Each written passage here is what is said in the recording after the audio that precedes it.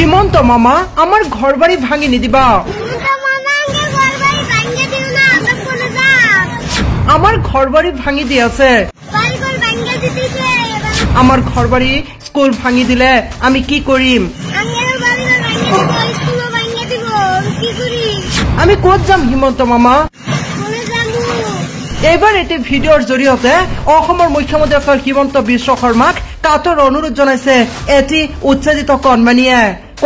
কৈছে হিমন্ত মামা আমাৰ ঘৰ বাড়ি ভাঙি নিদিবা আমাৰ ঘৰ বাড়ি ভাঙি দিলে আমি কত যাম আমাৰ স্কুলবোৰ ভাঙি দিলে আমি কি কৰিম এনেদৰে ভিডিওৰ জৰিয়তে